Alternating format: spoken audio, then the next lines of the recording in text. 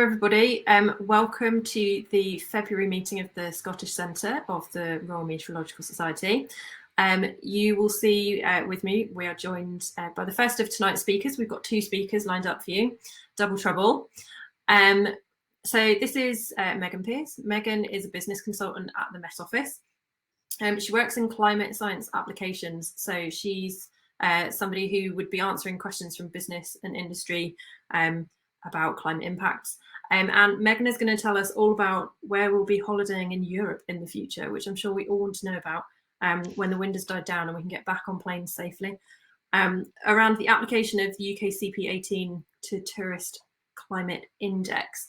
So very, very quickly, I will hand straight over to Megan. Megan will talk for about 25 minutes and there'll be time for questions. So if you've got any questions as we're going along, please put your questions in the chat and we will come back to them when Megan has finished her talk. So over to Megan and Alan in the background to put the slides up. Thank you. Great. Thanks very much, Vicky. Good evening, everyone. My name is Megan Pearce, and I am a scientific consultant at the Met Office. Thank you for inviting me to present to you all today.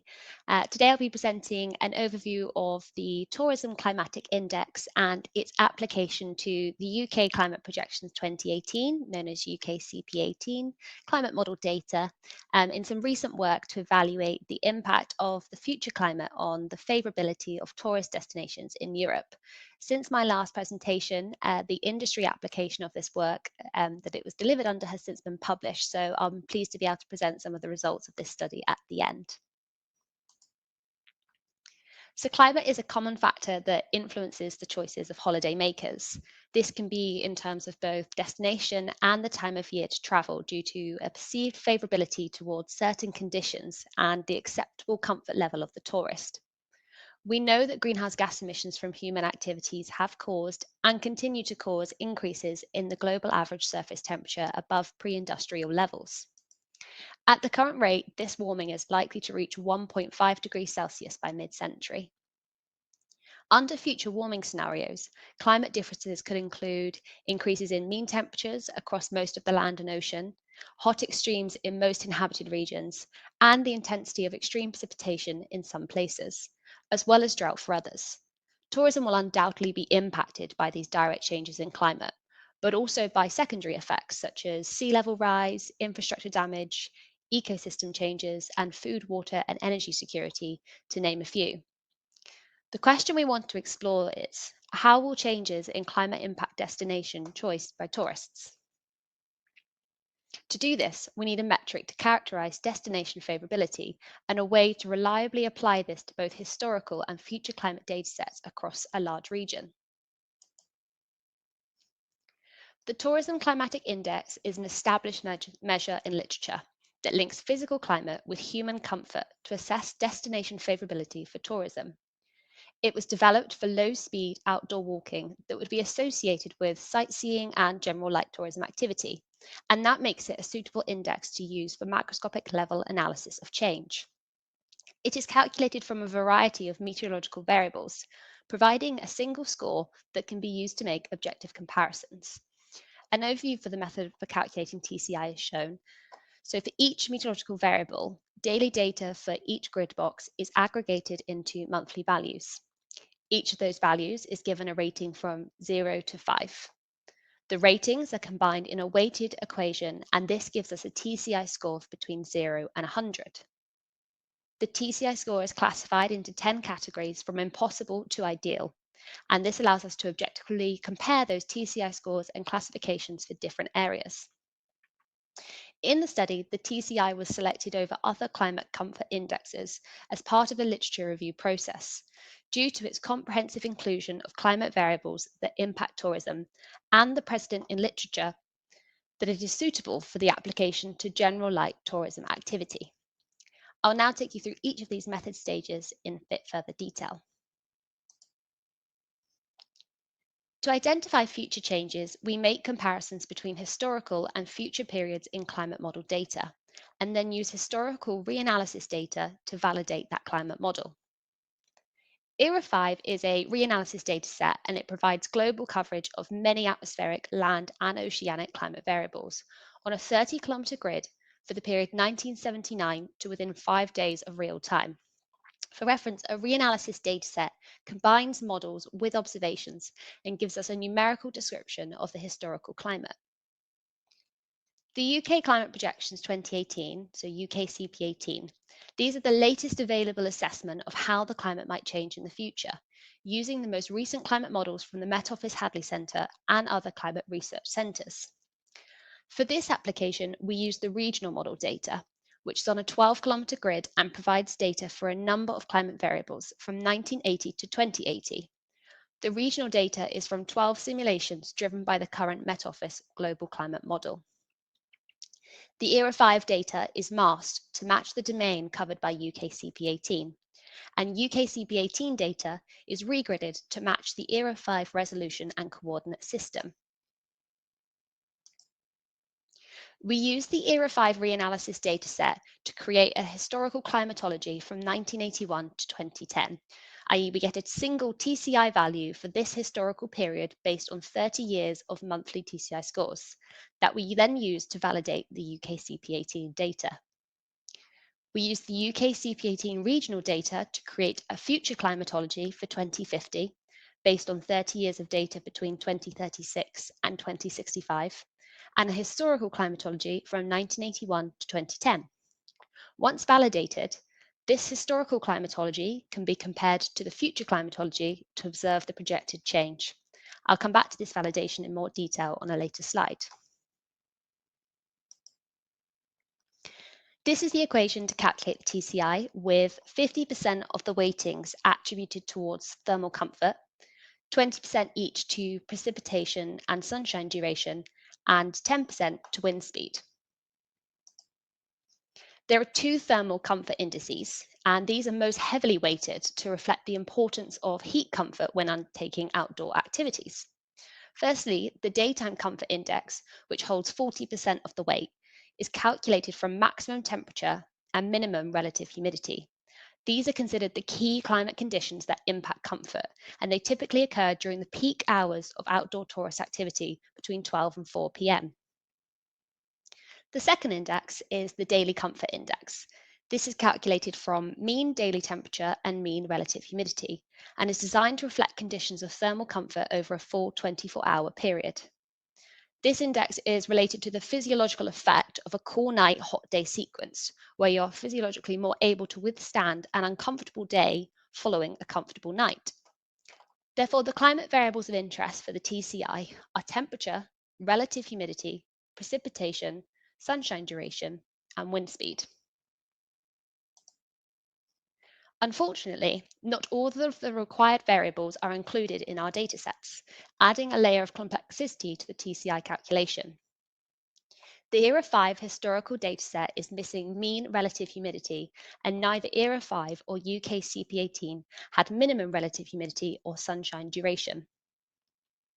I will now talk you through how we calculated these missing variables. Mean and minimum daily relative humidity were calculated in the historical period in the ERA 5 data as a function of 2-metre air temperature and dew point temperature, using observations described in Willett 2007 shown on the right. Relative humidity is calculated from saturated vapour pressure and vapour pressure. This is calculated hourly to obtain the daily mean and daily minimum relative humidity. There is a different formula for calculating vapour pressure and saturated vapour pressure depending on whether the wet bulb temperature is less than 0, shown in the bottom two equations. Currently, this is indicating how to calculate the vapour pressure component.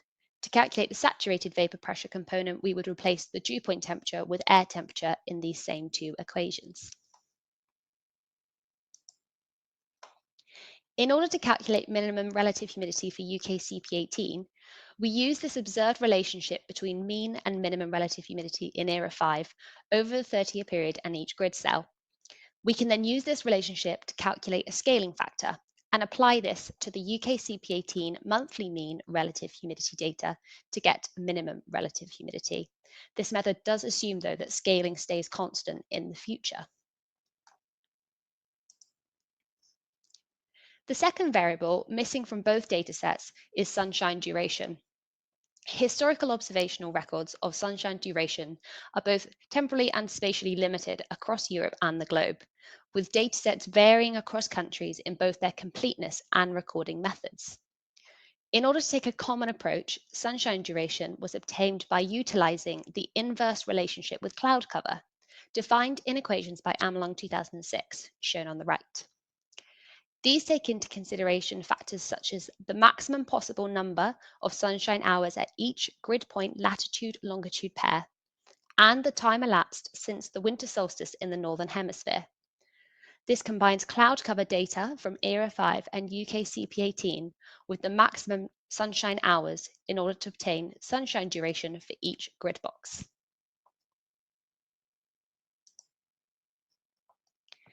Once the missing variables have been calculated, we are able to calculate a TCI value for each grid box for both datasets. Table 1 shows that for each climate variable value, there is an associated rating from 0 to 5.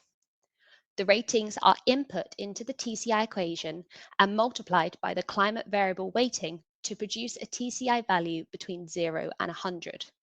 For example, if the monthly mean value for every climate variable was assigned an optimal rating of 5, the equation would be as shown on the slide, giving a perfect value of 100 for that month. As a reminder, the TCI was developed for low-speed outdoor walking associated with sightseeing and general light tourism activity. For the purpose of this type of activity, the optimal monthly average conditions, i.e. a rating of 5 for each climate variable, are defined as a thermal comfort between 20 to 27 degrees Celsius, 0 to 15 millimeters of monthly precipitation, more than 10 hours per day of sunshine, and wind speeds less than 2.88 kilometers per hour. The TCI value for each grid box can then be aggregated to get an overall TCI score for each European country in both the historical and future climatological periods. As mentioned previously, to identify future changes, we need to compare the historical TCI climatology to the future TCI climatology. The UK CP18 historical climatology was validated using the ERA 5 climatology, with this slide showing a validation plot for Spain as an example. On this figure, the red dots represent the monthly TCI climatology calculated using the ERA 5 historical dataset. The blue crosses represent the monthly TCI climatology calculated for each of the 12 ensemble members of UK CP18, and the black cross indicates the ensemble mean. The TCI was well represented in the UK CP18 data for European countries between May and November, with particular accuracy in summer, June, July, August. By this, I mean that the red dot, representing ERA 5, fell within the range of the blue crosses, and in some cases overlapped with the UK CP18 ensemble mean. Therefore, no bias correction was applied in this case to the historical climatology of UK CP18. Following the validation, the work goes on to analyse the changes in TCI in a future climate to help us answer that initial question: how will changes in climate impact destination favourability by tourists? Following the validation, the aggregated TCI score for each country can then be classified into a category, as per Table 2 shown, to describe the destination favourability, ranked from impossible to ideal.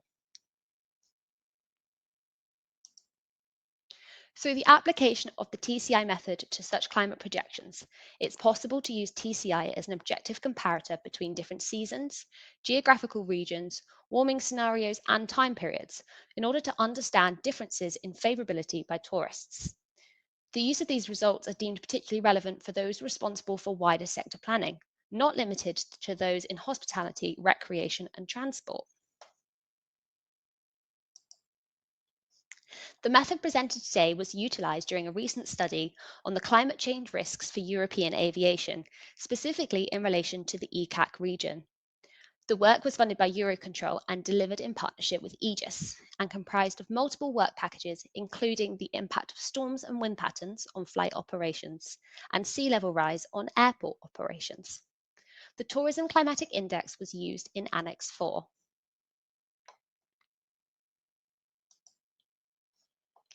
This slide presents the key results from the application of the TCI, using the method described today to assess future changes in destination favourability across the ECAC region.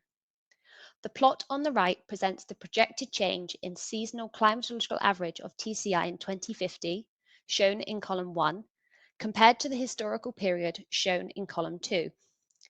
These show changes based on the TCI score with an indication of the associated classification for the colour scale noted on the key. Column 3 shows the difference in TCI value, i.e. column 3 shows the difference in TCI value between the two periods. The orange to brown colours indicate an increasing TCI value, i.e. showing an improved destination favourability. The light to dark blue colours indicate a decreasing in TCI value. The rows from top to bottom show spring, summer and autumn changes. Overall, across the ECAC region, countries are projected to have an increasing length of time in which the climate will be good to ideal for general low-level tourist activity. For most countries, this increase will be the result of improved climate into the autumn months, particularly in Central Europe. In Italy, Spain, Portugal, and resort locations around the Mediterranean coastline, the improvements may also extend into the spring months. This suggests there is a potential for changes in the time of year and length of optimal climate for tourism in different regions. More specifically, the northern and central ECAC countries will see an increased TCI, showing an improving destination favourability during the summer months. A number of these countries are improving to the same destination favourability classification as countries in the southern ECAC region on the 2050 timescale. Countries in the south of the ECAC region will see a small decrease in destination favourability in the summer months, but still remaining favourable. But we'll also see an improvement in both spring and autumn months. The reduction in TCI in the summer months is not significant enough to imply a change in the favourability of the climate of these destinations. But the decrease is small in magnitude in the context of the TCI classification and therefore anticipated to be of low impact. It's likely that in Central Europe, northern Spain, and most of Scandinavia, these will become more favourable all year round for general light tourism activity because they have a projected improvement in TCI in all seasons. The Atlantic island groups, so here we have the Azores, Madeira, and the Canary Islands, are also projected to increase in TCI value in all seasons, improving the existing favourability of these destinations. It's also worth noting that the study also looked at these changes comparing a 2030 climatology to the historical period. And these patterns in TCI change were emerging in this analysis as well, particularly for countries projected to see an improvement in TCI during the summer months.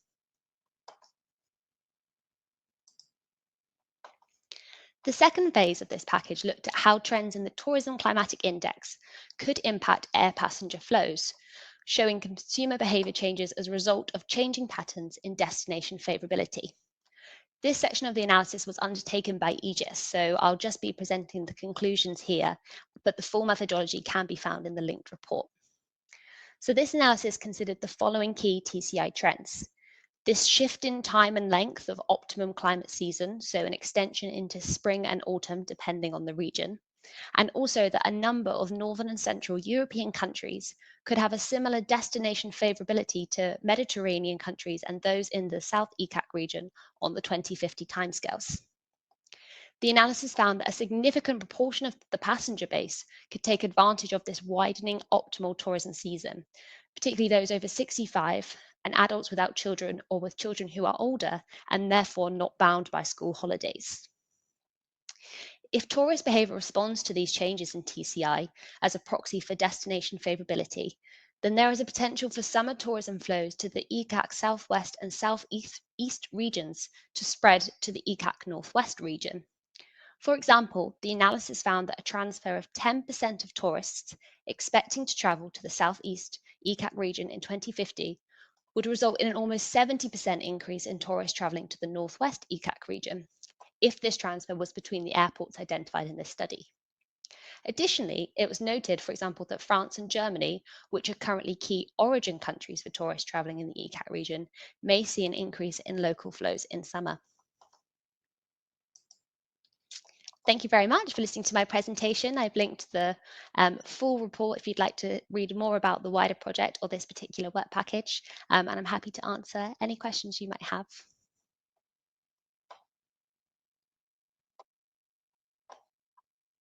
Timekeeping. So yes, if we have any questions for Megan, please do fire them into the chat. I will kick off with a question.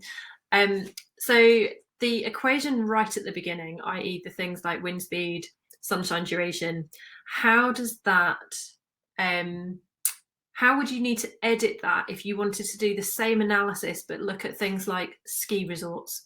So for people who aren't, the TCI was derived for, was it outdoor walking, kind of touristy walking around, but how would you need to amend it for people wanting to do particular types of holidays? Yeah, that's a great question. So it was something we were considering when trying to pick an index. But obviously we were doing something that was quite over a large region, and across the ECAT region, you have countries with lots of different types of tourism, as you say, skiing or, down in the Med, sort of those sun, sea, sand holidays. So in this case, we were looking for an index that would be representative of all those countries. But there are examples in the literature where this method has been adopted and adapted for a particular country or a particular type of tourism activity. And that's done in terms of that scaling, in terms of how you rate it from 0 to 5. Those values are modified based on the type of activity. So for example, if you're on a sun, sea, sand holiday, then you might have perhaps a higher tolerance to warmer temperatures, for example, and lower wind speeds because you're not moving around and you purposefully are there for the warm weather. So we refer, in the full report, we do refer to some of the examples in the literature where that has been done for specific countries or tourism types. That's great, thank you. So we've had a question from David Stevenson, who says, I wonder if we will increasingly try and have more sustainable holidays in future. We might hope so indeed, David. Maybe you could fold your TCI with a sustainable travel index, although he does say not quite sure what this would look like, to add an extra angle to the analysis. Yeah, that's definitely an interesting concept in terms of sort of tourism behavior. And I think that's one of the interesting things in this space is how do you account for social behavior? And that's very much something which is sort of not captured by sort of this tourism climatic index where you're solely focusing on that physical climate. And I guess that's what makes kind of that end part of the analysis a bit more qualitative in terms of should tourism behavior follow, directly respond to those climatic changes? This is what we might expect to see in terms of tourism flows. But obviously there are a number of societal factors that also impact on tourism flows. And it's an interesting concept about how you start to quantify that as well. Yeah, looking at the maps that you had, I was desperately looking at the tiny dot that was Scotland at the top and thinking, well, maybe people will start coming here by 2050. It looks like we'll be a lot cooler than the Med. And that could be a good thing or a bad thing, depending on your viewpoint on holidays. So I had another question. Thank you for your question there, David. I had another question. So when is the main audience for this research going to be kind of the industry, or are you wanting it to be the people that are going to be going on holiday? And if it's about the people going on holiday, is the message kind of think about where you want to go based on the weather? Because I know, you open a brochure from a travel agent and you see the average climate and people Google it. But I don't know if people kind of can grasp that. Yeah, so the application of this work is very much aimed at the industry itself, and it's more about how does the aviation sector plan for future climate risks. And obviously this was one work package as part of a wider study into how climate change will impact the sector. So from this perspective of the work, it was looking at how the aviation sector can prepare for potential changes in tourism flow as a result of climate change, as opposed to directed at the public of, oh, this is where you might choose to holiday. But I think, I don't know, from personal experience, when you are choosing a holiday destination, the climate is important. And as the climate continues to change into the future, I think it definitely will play a part in our decisions of where we decide to go. But it also comes down to a point of, I guess, preference, and how you represent the preference. Some people like a colder holiday and some people like a warmer holiday. So it will be a combination of how do we best plan for the mass movement of tourism flows as opposed to individual decision making. Yeah, brilliant.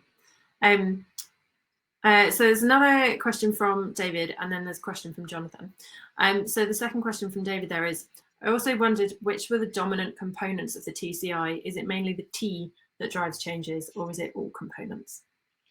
Yeah, great question. So as you can see, sort of from the weightings, there is real heavy weighting towards that sort of thermal comfort. And that kind of is representative of sort of the heat tolerance aspect being the biggest weighting. Depending perhaps what activity you were doing, whether you might choose to adapt those weightings in terms of where you place most importance, but definitely sort of temperature being the biggest driver overall. And I think that also is reflected in terms of what we know about climate models, climate projections, and climate signals for different variables. We have quite strong confidence in sort of signals for temperature. And I think that sort of does speak to why TCI overall validates very well between the climate projections and sort of the historical reanalysis data. If there was perhaps more weighting towards some of the other climate variables, you might find that that validation wouldn't be quite so successful. But yeah, definitely the temperature, I would say, is the main driver in this. Great, thank you. And then the last question for you here, Megan, is from Jonathan, who says, was the point at the end about Germany and France that they would have less people leaving their countries and staying at home, or was it that more tourists would choose them as a holiday destination? So I can't speak to the full part. As I say, that section, kind of that final analysis was done by Aegis, sort of the partner company. But it's more about that currently within the ECAC region, a lot of tourists originate from France and Germany and traveling within the ECAC region. And it was more about that perhaps France and Germany would become more favorable as destinations themselves. So that people would stay within France and Germany rather than traveling to elsewhere in the ECAC region. Staycations in France, love it. Yeah. Brilliant. Thank you for those questions, and thank you very much, Megan, for your talk. Please do stay on, and as we move on to our next speaker. Yes, if Charlie, if you could join us back on stage, click the on stage button, please. Thanks for having me, Vicky, and I'll pop a link to the Referral Report in the chat as well. That would be great. Thank you so much, Megan. Thank you. Great. Thank you. So our second speaker for tonight is Charlie Souters. He's halfway through his PhD at the University of Reading. He also did his undergrad at University of Reading. All the best people do, I'd say, Charlie. But also did a year out in Oklahoma as well. Quite the experience. But tonight, Charlie's going to talk to us about comparing different methods for detecting atmospheric blocking. So over to you, Charlie. Yeah, thank you, Vicky. Thank you so much, good Charlie. evening, everyone. That was great. Yeah, thank you for having me here this evening to present to you. I'm very happy to do so. So yeah, as Vicky said, I'm Charlie Souters. I'm in the second year of my PhD. I'm basically looking at atmospheric blocking dynamics. It's a very long-winded title, so I won't be able to read it off the top of my head. But yes, what I'll be talking about today in this talk is mostly some more of the, I guess, introductory stuff which I did back in my first year, which is comparing different methods for detecting atmospheric blocking. So yeah, before I continue, I should probably thank my supervisors here in Reading. So they're Oscar, Kevin, and Reinhard. And I've also got Duncan, who's at the Met Office too. Okay, so I thought I should start things off by giving a bit of background to you all about what an atmospheric block actually is. And I know right now we are in the middle of Storm Eunice, so it is a world away from that. So just imagine, if you will, that an atmospheric block is basically one of these large synoptic scale persistent quasi-stationary mid-latitude anticyclones that you can sometimes find these in mid-latitudes. They can just about form anywhere in these sort of mid-latitude regions, but they preferentially form at the ends of the storm tracks. So mostly that's in the North Atlantic, sort of around us, and also in the North Pacific. So as their name suggests, they sort of become, they cause the atmosphere to become blocked, and they will prevent the normal eastward progression of extratropical storms like Eunice from west to east. And they can also divert the jet stream. They can cause the jet stream to split and go north or south of its, I guess, climatological location. So yeah, they're very important, and they can have lots of impacts in the on the surface. So for example, atmospheric blocks can cause heat waves if they're in the summer, or cold waves if they're in the winter, because they can bring anomalous circulation patterns to the regions underneath them. They can also cause issues with air quality at the surface.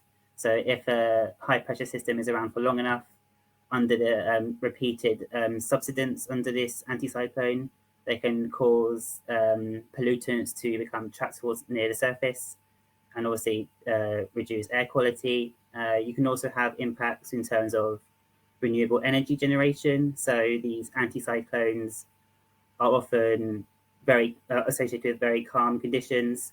So as you might expect, wind power is significantly reduced when you're underneath a blocking anticyclone. But to counteract that, you might get some more sunshine, so solar generation may be increased. So it's not all bad per se for renewable energy generation. But these blocks can also have impacts far away from where the block itself is situated, because they divert extratropical storms away from where they normally are. They can bring rain and winds to places that don't normally have them, and these storms can often get stuck around the block. And yeah, so as you might expect, flooding, landslides, wind damage, those sorts of impacts can also happen in places that aren't directly affected by the block itself. So on the right of this slide, on these figures, I'm showing you the 5 typical circulation patterns that one might associate with a block. These figures are taken from this paper by Tim Willings et al. In 2018. It's a very good introductory paper. It's the first paper I read in my PhD. So yeah, if any of you are interested, I would recommend reading this paper, as it's a very sort of nice introduction into atmospheric blocking. But yeah, basically, yeah, there are 5 different circulation patterns that atmospheric blocks can take. So the picture in the top left there is probably the simplest form of a block, which is a simple open ridge that is stationary and doesn't really move much. If this ridge becomes stronger and develops a closed circulation, often you'll get what is known as an omega block, which is shown in the top right here. Sorry, I should say that for these figures, just focus on the black lines, which are showing 500 hectopascal geopotential height. So yeah, if you look at this omega blocking pattern, it's so called because the flow around the block will make the shape of a Greek capital omega. So if you look now at the middle row, we can see that wave breaking, Rossby wave breaking, can also cause atmospheric blocks, and it can also sort of blocks can manifest themselves in these shapes as well. And these waves can break anticyclonically, as shown on the middle left, or cyclonically, as shown in the middle right picture here. And probably the most typical block shape, or the one that has perhaps been recognized for longest, is shown in the bottom here, which is known as a dipole block. And this happens where the cutoff high in a block is positioned on the poleward side of a cutoff low in a block. So as you can see here in this example, I'm not sure how well you can see it, so apologies for that, but there is a closed cutoff high in the very top of the picture around Scandinavia, and to the south of this there is quite a large cutoff low, which is around Central Europe. So yeah, these are the sort of 5 typical shapes that a block can take, and in this talk I'm going to show you examples of these and how different methods may detect these shapes.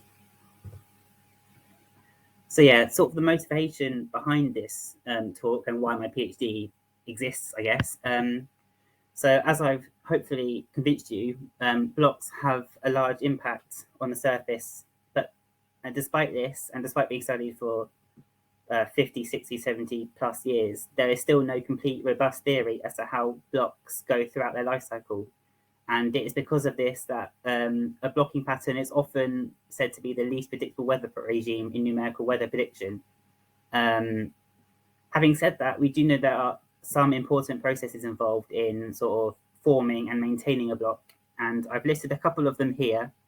There are many, many more. But essentially, I'll quickly go over these two processes. So yes, we know that blocks are linked, to extratropical cyclones, particularly the outflow from a cyclone's warm conveyor belt. And if this outflow from the warm conveyor belt is positioned in such a way, it can help to build the downstream ridge where the block would be and sort of help maintain and make the block persist for longer. And also Rossby wave breaking, shown in the second bullet point there, is also a way in which blocking can be started and also maintained.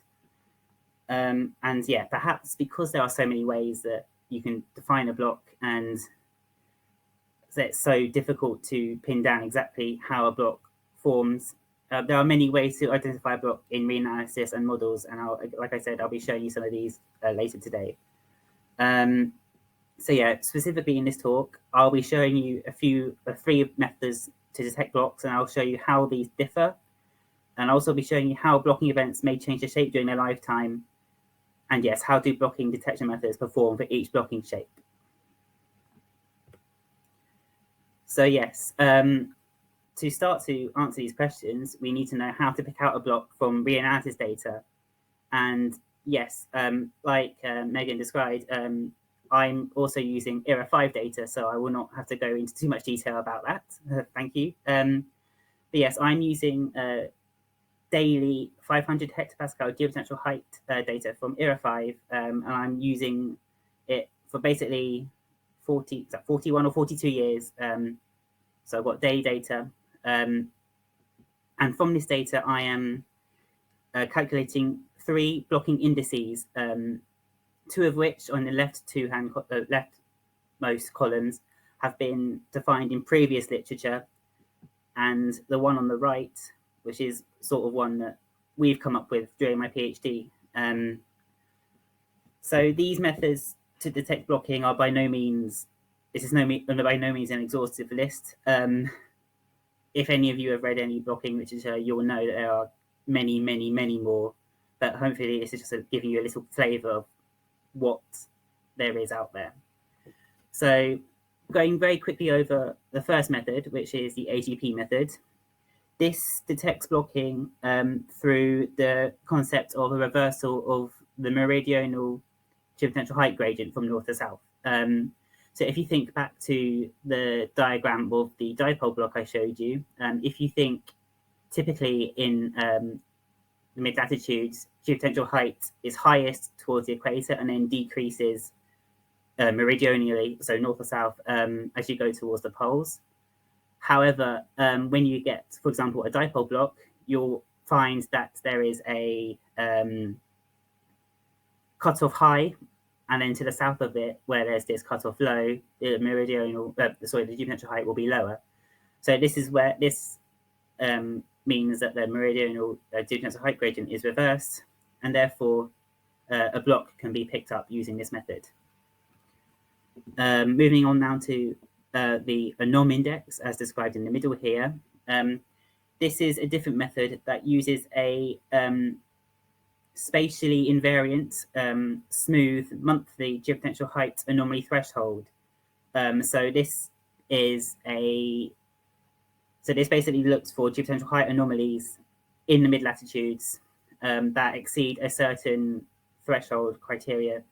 And this threshold is the same throughout the whole hemisphere. So wherever you are, it doesn't matter where you are, as long as you meet this threshold for that month, you are basically under a block according to this index.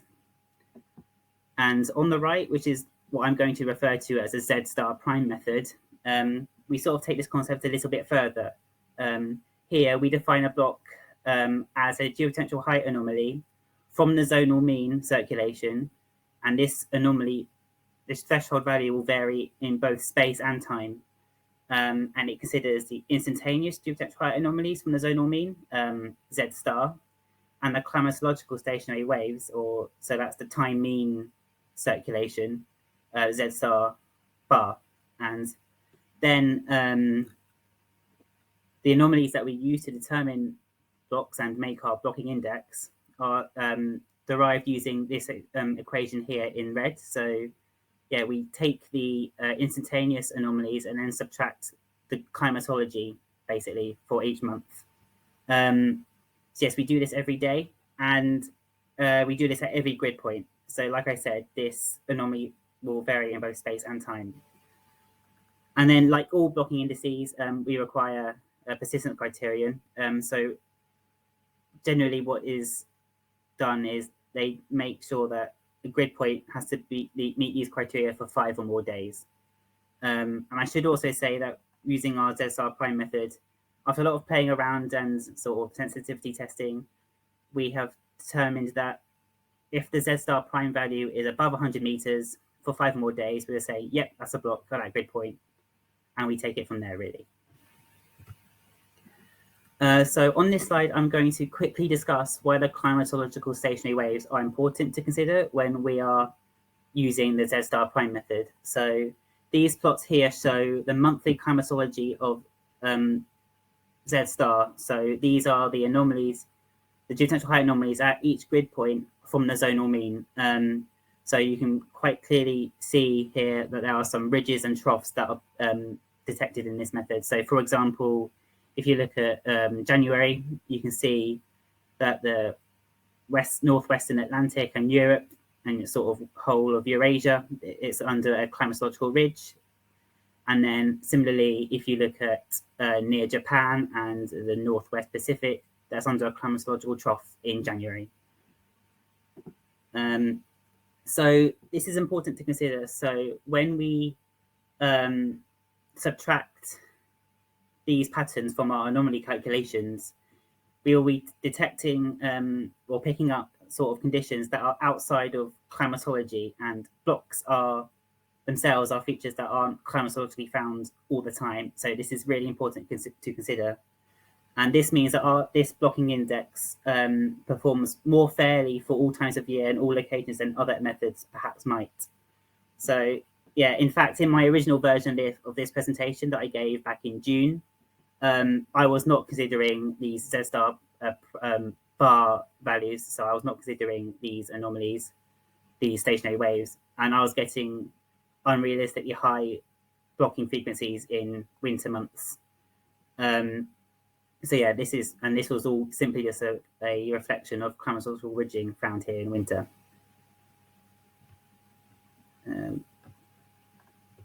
Okay, so now that we have our 3 indices, it's time to show you some results. So I'll start off with the climatological winter blocking frequencies in terms of the percentage of total winter days that are blocked for the Northern Hemisphere, as calculated using the 3 indices I introduced to you earlier.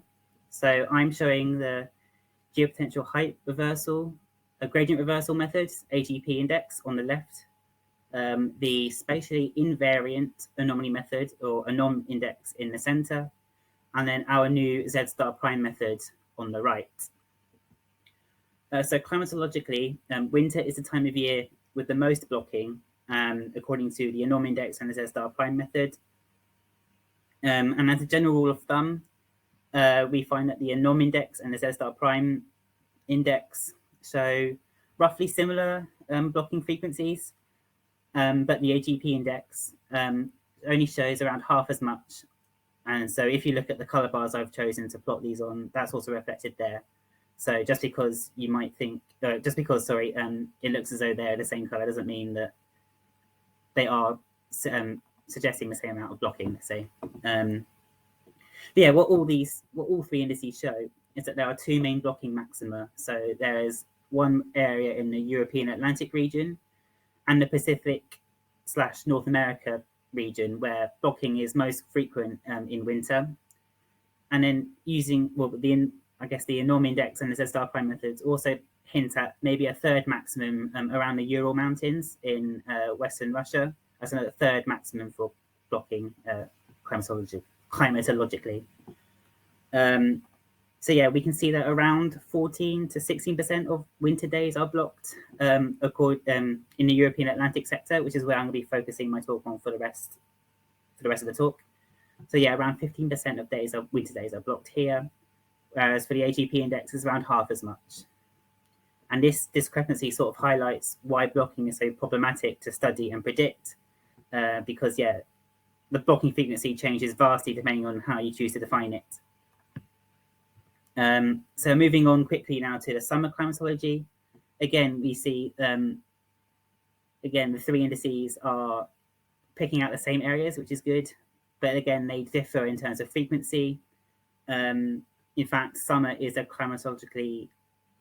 time where least blocking happens climatologically, according to the norm index and Z-star prime index. But yeah, it's around maybe 8 to 10% of days in summer are blocked, according to the rightmost two indices, and maybe 3% according to the AGP index. And I'll quickly point out that the AGP index also picks up the subtropical highs as blocks, and this is a well-known problem with this index. And this isn't really desirable behavior, which is, again, I'm using sort of telling you this to illustrate that no blocking index is perfect. Whatever method you choose, there are always going to be problems, and this just happens to be quite a big one for the AGP index. So now I'm going to walk you through a case study period from January and February 2012. So in the figures that I'm about to show you, I'll be showing you the instantaneous geopotential height contours in black and blocked grid points with 5-day persistence in red shading. So again, if we could focus on the Euro-Atlantic sector, which I've circled, so it's easier to pick out from all the lines that I'm about to show you, I will go through the case study and I'll show you what happens to the blocking signatures as we go through the event and how well each of the methods I've just shown you sort of detects them. So we start off here in the middle of January 2012. We can see two main blocking areas really in the European Atlantic region. We see one, which is an extension of the Azores High, and an omega block in Western Russia or the Urals, and they are separated by a deep trough in Central Europe. Again, here we can see how blocking detection varies greatly between each index. So the AGP index on the left only detects the main core of the systems really, and the norm index does not detect the Azores High at all. Our Z-star prime index, on the other hand, detects both the European Atlantic block. It detects both European Atlantic blocks relatively well. So this is, again, highlighting a difference between the three methods here. If we skip forward now a few more days to the end of January, we can see that the two anticyclones have changed shape. So the Azores High has developed into a ridge out in the West Atlantic, heading towards Britain and Ireland. And the Russian Omega block has progressed northeast, and it's also changed shape into a dipole block. So now the AGP index is performing pretty poorly actually for both blocks. And the anom index is perhaps detecting too much, you could say. It's joining up these blocks together when maybe they shouldn't be at all. And the Z-star prime index is performing relatively well, and both blocks are detected better than the other two indices. A few days later, a wave breaking event happens. So this is an anticyclonic wave breaking event from the Atlantic, causes the two blocks to actually become joined together. And again, there are differences in how this block is detected in each index. But you could argue that this is perhaps the configuration that is best detected by all three methods. And then a few days later, so we're now at the start of February, we're back at where we started, really. A cutoff low moves northwards and separates the block into its two original components again. So we have an Atlantic ridge and a Ural dipole block. And I'm not going to show you this, but again, the same thing happens a few days later, where another anticyclonic wave-breaking event from the Atlantic joins these two blocks together, prolonging their lifetime and bringing blocking impacts to a wider area again. So this sort of goes to show that this process is perhaps something that is repeating itself and can be the cause of this prolonged blocking event. So yeah, that's everything I've got for you. I'll just summarize what I've shown you. So yes, the extent to which atmospheric blocks are detected changes greatly depending on the method used. And this may be important, especially when blocks change their shape during their lifetime.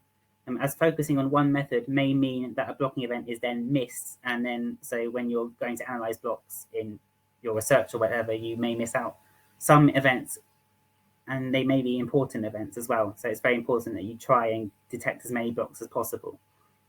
I showed off the new Z-star prime blocking index, which we came up with. And in my humble opinion, I think this performs better than the existing blocking detection methods already out there, because it uses the geopotential height anomaly that varies in both space and time, which the vast majority of other methods do not do. So, and as a result, it performs better and at detecting many blocking patterns with fewer misses or false alarms. I've also shown in the case study that a wave breaking event can act to connect adjacent blocking events and also act to prolong their duration.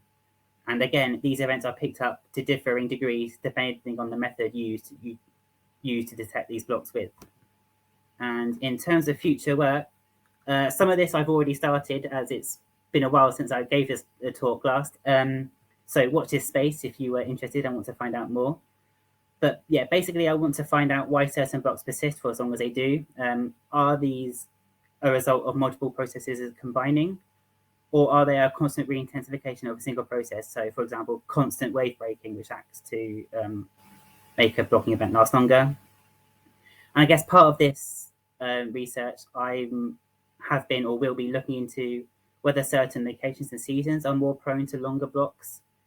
And sort of related to that, are the dynamics behind blocking different for blocks of different lengths?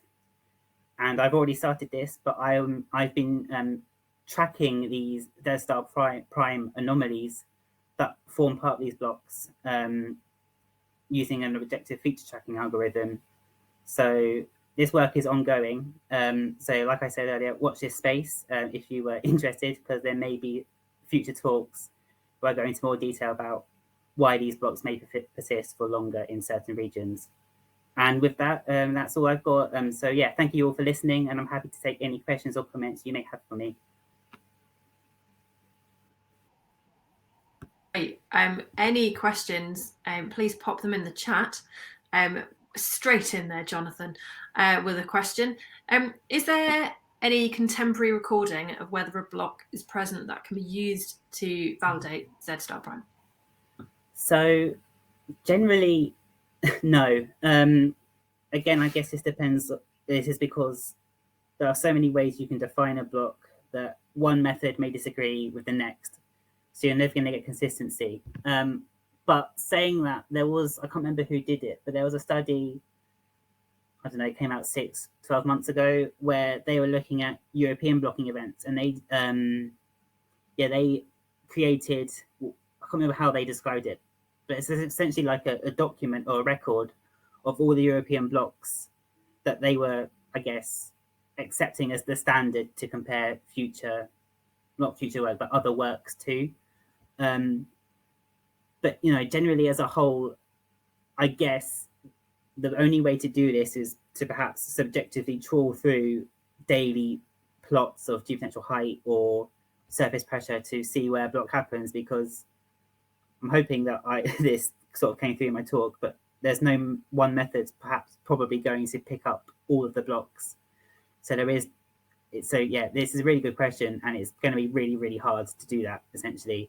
And often, of course, the most extreme events like the Canadian heatwave last year, for example, or the Beast from the East a few years ago here, those more impactful blocking events are going to be documented, but the perhaps less important or less severe events are probably going to be forgotten about.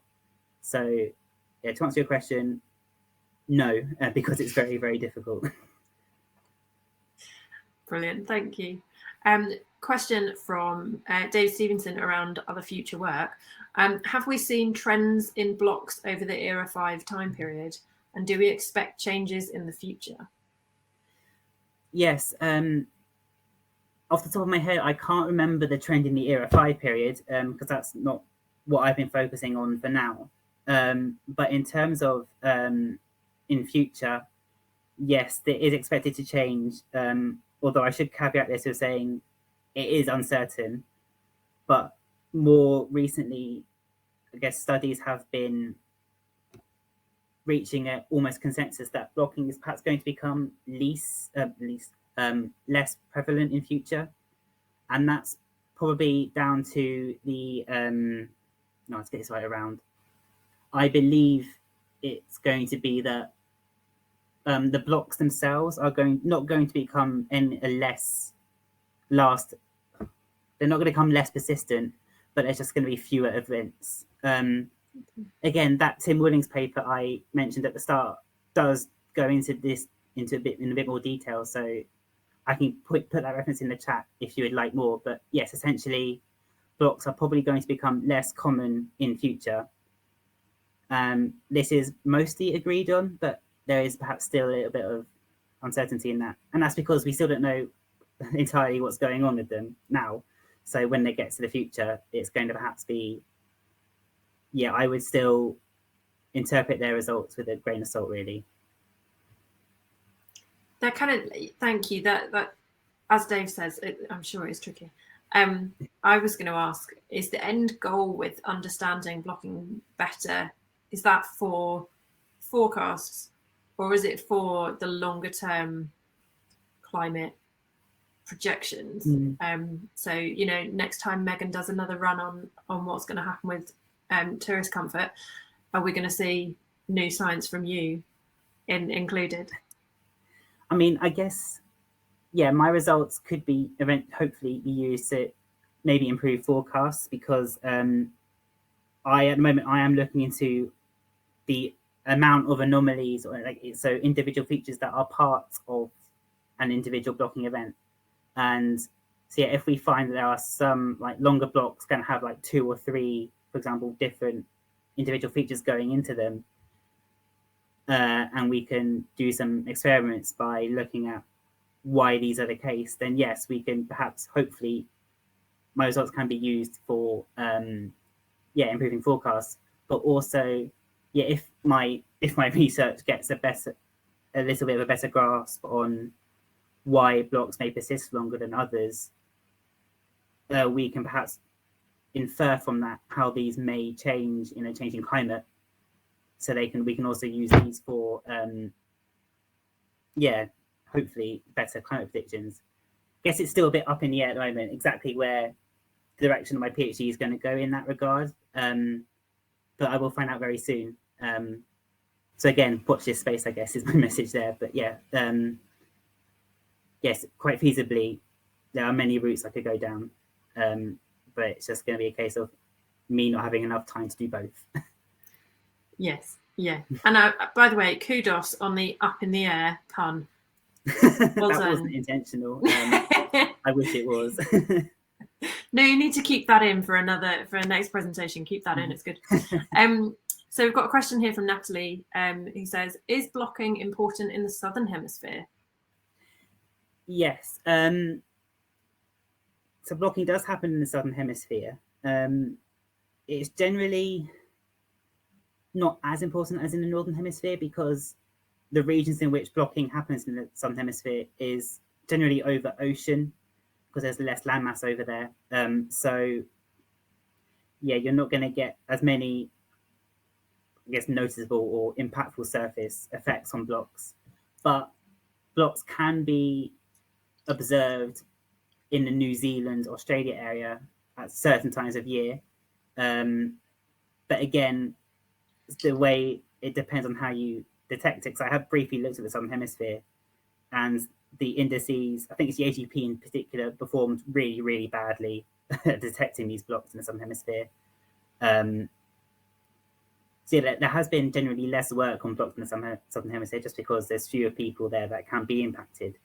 But yes, if a block does happen in the right place in the southern hemisphere, you can still get these impacts at the surface from them as well. Yeah. Thank you very much. And our last question, looking at the time, is from Simon, who asks, is there any link with a weakening jet stream and global warming, so more meridional in nature? Ooh, that's a good question. Yeah, so yeah, I think in this regard, so are you suggesting, sorry, that the jet stream is going to be, the jet stream is weakening in the future climate? So that might actually suggest that blocking may become more frequent in future because the jet stream becomes wavier, which means that there's going to be more, I guess, space for a block to form, or it can be easier for a block to form. But blocks are so dynamically complicated, it's not quite that straightforward. It will depend on where the jet stream happens, and like you said as well, it also depends on the shape and strength of the jet stream. So yeah, these future changes are not easy to pin down, and as I'm sure you know, jet stream dynamics, yeah, it's still very complicated. So basically, there is inevitably a link between blocking and the jet stream, but just how that's going to manifest itself in the future climate, again, it's all a bit up in the air. So it sort of sounds like you could get about 5 PhDs out of this. So yeah, there was a student who's finished now, but he was supervised by some of my supervisors just before me. He also looked at atmospheric blocking, and yeah, it's very much still an open subject. There's still so much we don't know. Yeah, definitely. Brilliant. Thank you so much. I think we're going to have to leave it there. If I could ask Alan in the background to pop the poll questions up live, that would be great. There's just a couple of questions. We want to know who's coming along to our events. But I think we'll also have some slides. There's not as many of us behind the scenes tonight, so thank you. So we've got the next meeting is on Friday the 25th of March, I believe. There's the polls live as well. So I just want to say thank you so much once again to our two speakers tonight, Charlie and Megan, both fantastic talks. I'm sure they'd be happy for you to contact them if you've got any follow-up questions. Without further ado, thank you very much for coming. Thank you to Richard and Alan in the background as well. Really appreciate it. So yes, the next meeting is Friday the 25th of March, where we've got Sue Rowe from Heriot-Watt University talking about extreme design building for future climates. So I'll just check what that last chat is. Thank you, Megan. So yes, thank you so much. And if I could ask the speakers just to stay on for a couple of minutes, everybody else can go and enjoy their weekend and stay safe from the various weather things happening across the UK today. Thank you, everybody. Take care.